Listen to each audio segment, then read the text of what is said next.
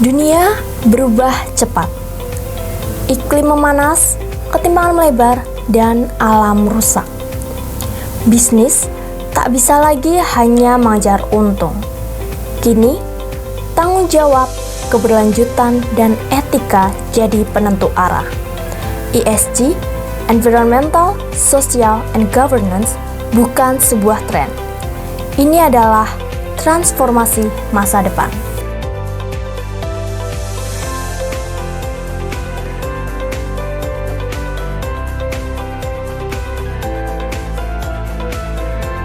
Halo, perkenalkan saya Dwiti Agustin dari Politeknik Negeri Madiun.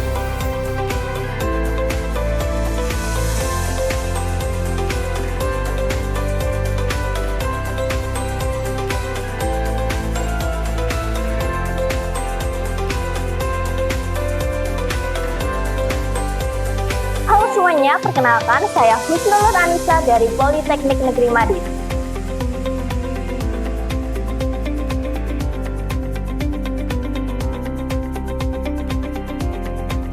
Halo semuanya, perkenalkan aku Nurtisana Diarini dari Politeknik Negeri Madiun.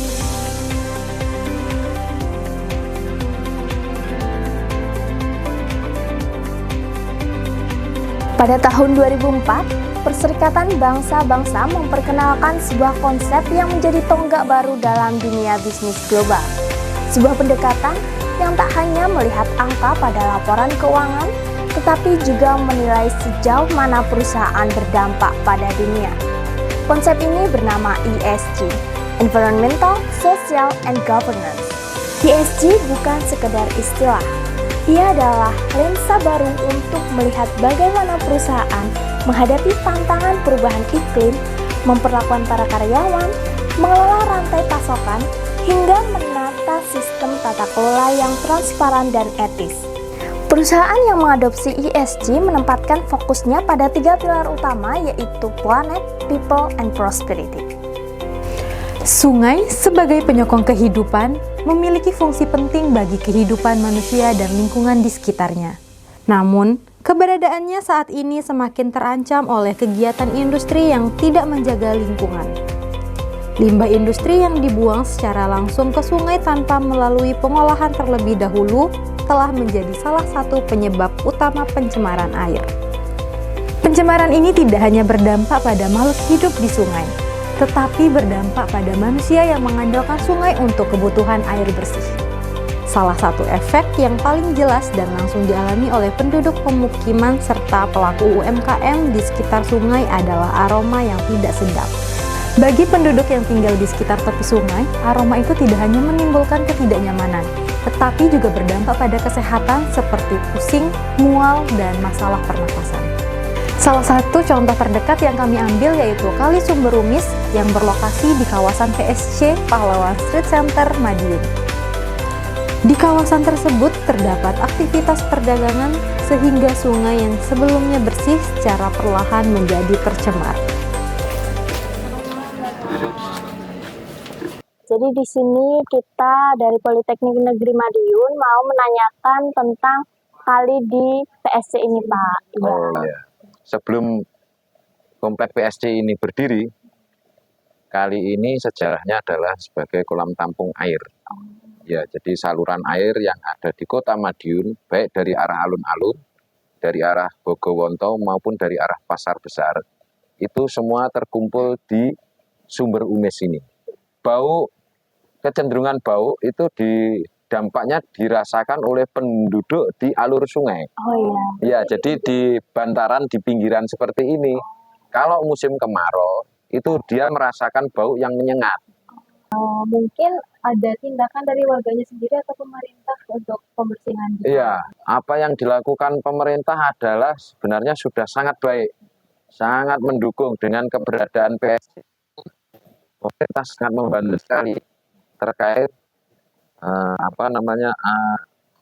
solusi, bagian dari solusi yang mana polusi-polusi yang terjadi baik itu berupa polusi udara, yaitu bau yang tidak sedap tadi, dengan kondisi seperti ini, dibangunnya komplek PSC ini oleh pemerintah kota, itu bisa tereduksi, bisa tereliminir, bisa terkurangi.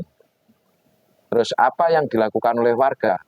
Warga sudah, mohon maaf, jadi warga itu melalui RT dan melakukan tindakan gotong royong, yaitu dengan pembersihan sungai. Kita bicara dengan Mbak siapa? Saya Mbak Desti.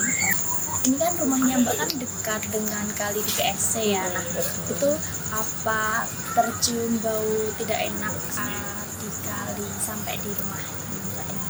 Kalau sebelumnya awal-awal restorasi itu aromanya memang agak pekat ya. Kalau pas waktu hujan, angin itu masih tercium di rumah. Tapi untuk saat ini tercium tapi nggak sepekat sebelumnya. Oh gitu ya, berarti dulunya itu lebih bau Iya, dari yang dari yang sekarang. sekarang. Berarti ini lebih enggak bau ya? Ya masih ada, cuma nggak terlalu nggak seperti sebelumnya. Karena kan udah ada beberapa kali pembersihan, pengerukan seperti itu mungkin mengurangi aroma-aroma itu ya. Karena itu kan air limbah dari gedung, dari beberapa tenan-tenan itu mungkin ya. Jadi semuanya terkumpul di situ, tapi mungkin karena ada penguraian, pembersihan yang kontinu itu mengurangi aroma yang kurang sedap yang masuk ke lingkungan masyarakat.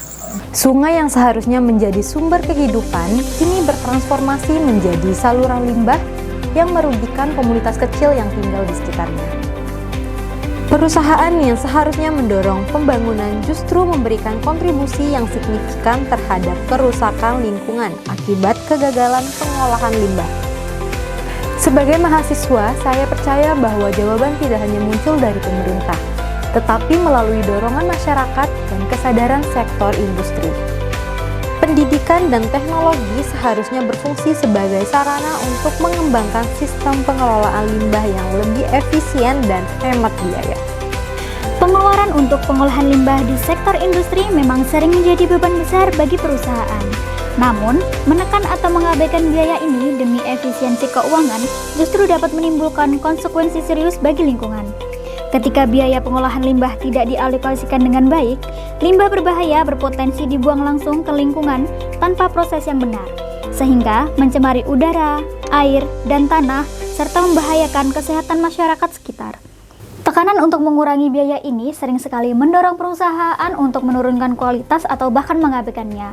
Hal tersebut dapat meningkatkan pencemaran lingkungan. Investasi pengolahan limbah yang tepat dapat mencegah kerusakan lingkungan dan menghindari biaya sosial di masa depan. Kami sebagai mahasiswa akuntansi akan terus berperan aktif dalam mewujudkan prinsip ESG dan SDGs, khususnya dalam mengatasi pencemaran lingkungan akibat pengolahan limbah industri. Menurut kami, ada beberapa cara untuk mengurangi biaya pengolahan limbah industri. Yang pertama adalah Activity Based Costing atau ABC.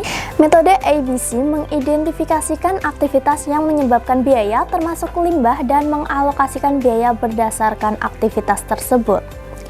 Ini bertujuan untuk mengungkapkan aktivitas yang boros atau menghasilkan limbah tinggi agar dapat diperbaiki atau dihilangkan. Yang kedua ada Environmental Cost Accounting. Akuntansi lingkungan memisahkan biaya yang terkait dengan lingkungan, seperti pengelolaan limbah, pencegahan pencemaran, dan remediasi.